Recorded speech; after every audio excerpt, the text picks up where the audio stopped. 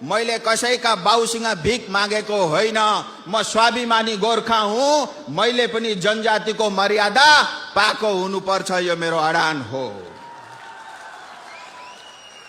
बङ्गालमा भन्नु पर्दाखेरि 11, सिक्किममा भन्नु पर्दाखेरि 12 समुदायले अझै पनि यो मर्यादा, यो जनजातिको स्टेटस पाएकै छैन, पर्खिरहेका छौँ। मैले अघि पनि भने, मैले कसैसँग भिख मागेको होइन, यो मेरा पुर्खाले दिएको अधिकार हो।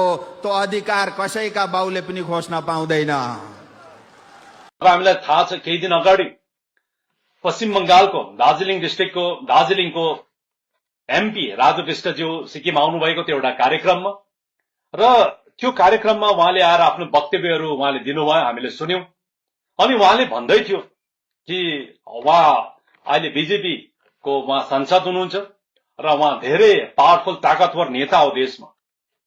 अनि उहाँले भन्दै थियो यो 12वटा छुट्टेको जातिहरूले मागेको जुन चाहिँ ट्राइबल शेड्युल ट्राइबको स्टेटस छ, यो चाहिँ हामीले कसैलाई भिख मागेको होइन, यो अधिकार मागेको हो भनेर उहाँले भन्दै थियो। हामीले अधिकार मागेको अधिकार पाउनुपर्छ भनेर उहाँले भन्दै थियो। अनि म उहाँलाई प्रश्न गर्न चाहन्छु, यो अधिकार चाहिँ उहाँले कसले माग्दैछ? उहाँ चाहिँ अधिकार माग्ने ठाउँमा छ कि दिने जग्गामा छ? आज सिक्किमे जनतालाई हाम्रो पहाडको, हामी पहाडी भेगमा बस्नेहरू सिधा सादा मान्छेलाई खालि दिग्भ्रमित गर्नु, मिसगाइड गर्नु मात्रै उहाँको जिम्मेवारी होइन। तर आज उहाँ सरकारमा छ, सत्तामा छ उहाँहरू चाहे भने दिनु सक्ने जग्गामा छ भने उफ्री उफ्री कराउँछ यहाँनिर कि हामी चाहिँ अझै भिख मागेको होइन, अधिकार मागेको भन्छ। कसलाई माग्दैछ उहाँले अधिकार? कसले मागेको? जनतालाई मागेको कि उहाँले त आफ्नो देशमा आफ्नो सरकारलाई माग्दैछ? अनि यसरी चाहिँ आज खालि हाम्रो जनताको ताली पाउनको निम्ति यसरी जनतालाई दिग्भ्रमित गरिँदैछ।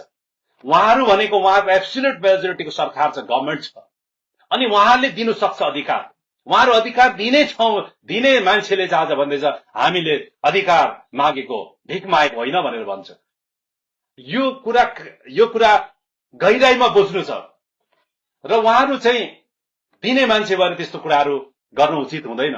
साथसाथै एकदमै त्यो जुन चाहिँ कार्यक्रम थियो, कार्यक्रम हो यो एउटा नन पोलिटिकल अर्गनाइजेसनले गरेको कार्यक्रम, र नन पोलिटिकल अर्गनाइजेसनले जब संगठनले यो कार्यक्रमहरू गर्छ, हगि नन पोलिटिकल अर्गनाइजेसनले गर्छ भने त्यहाँ भाषणहरू पनि जम्मै नन पोलिटिकल हुनु जरुरी छ। र त्यो जम्मै नन पोलिटिकल अर्गनाइजेसनले, एनजिओ, पोलिटिक्ससँग सरोकार नरहेको जब एउटा संगठन हुन्छ, त्यो संगठनमा विभिन्न अब पोलिटिकल पार्टीलाई समर्थन दिने मान्छेहरू आफ्नो संगठनको सदस्य हुन्छ, मेम्बर हुन्छ, अनि उहाँहरू भेला हुन्छ आफ्नो संगठनको कार्यक्रममा सबै सदस्यहरू भेला हुने गर्छ। तर जब त्यो कार्यक्रममा आएर मुख्यमन्त्री स्वयंले चाहिँ राजनीतिक भाषण गर्छ, केवल विपक्षलाई गाली गर्छ, औँल्याउँछ भने चाहिँ त्यो राज्यको हालत कस्तो हुन्छ? आज सिक्किमको मुख्यमन्त्रीले कुन चाहिँ कहाँनिर राजनीतिक भाषण गर्नुपर्छ, कहाँनिर गर्नु हुँदैन भन्ने एउटा बेसिक, एउटा सानो यति कुरा पनि छुटाउनु सक्दैन भने चाहिँ आज कस्तो व्यक्तिको हातमा आज हामीले सिक्किमको बागडोर सुम्पेको छौं? त्यो चिन्तन गर्ने विषय छ, यो सोच्ने विषय छ। अनि मुख्यमन्त्री स्वयंले पनि जम्मै त पोलिटिकल भाषण गर्यो, राजनीतिक भाषण गर्यो। अपोजिसन पार्टी भेन्टिलेटरमा गयो अरे, अपोजिसन पार्टी आइसियूमा गयो अरे भन्ने कुराहरू। यो आज जो संगठनले त्यो कार्यक्रम गर्यो उहाँहरू सचेत जातिमा पर्नुहुन्छ, अनि उहाँहरूको अगाडि यस्तो राजनीतिक भाषणहरू दिँदाखेरि चाहिँ सिक्किम चाहिँ साँच्चै गलत दिशामै जाँदैछ भन्ने प्रमाण हुन्छ। यसकारणले गर्दाखेरि मुख्यमन्त्रीको सल्लाहकारहरूलाई पनि म तपाईलाई भन्न चाहन्छु कि तपाईले मुख्यमन्त्री राखेर सुझाव गर्नुहोस्। यसरी सिक्किम बनिँदैन।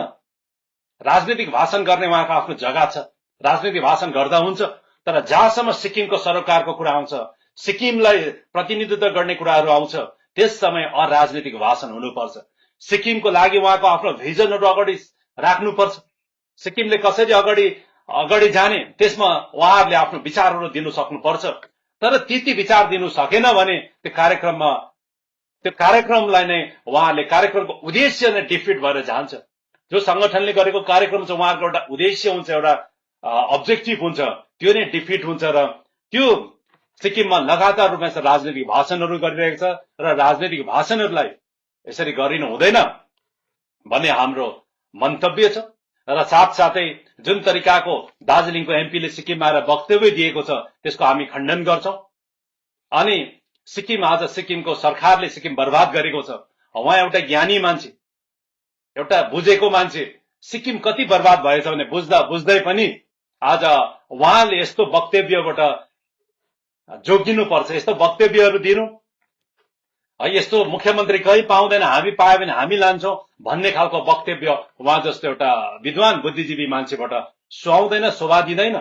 तर एउटा कुरा हामीले के बुझ्यौं भन्दाखेरि पश्चिम बंगालमा चुनाव छ र अस्ति नै हल्ला आएको छ कि सिक्किममा सर्वत्र हल्ला फैलिसकेको छ कि 10वटा निर्वाचन क्षेत्रमा चाहिँ खर्च गर्ने जिम्मेवारी सिक्किमको मुख्यमन्त्रीलाई उहाँले अलरेडी लगाइसक्नु भएको छ भन्ने चाहिँ यहाँनिर धेरै सिक्किममा होहल्ला चलिरहेको छ।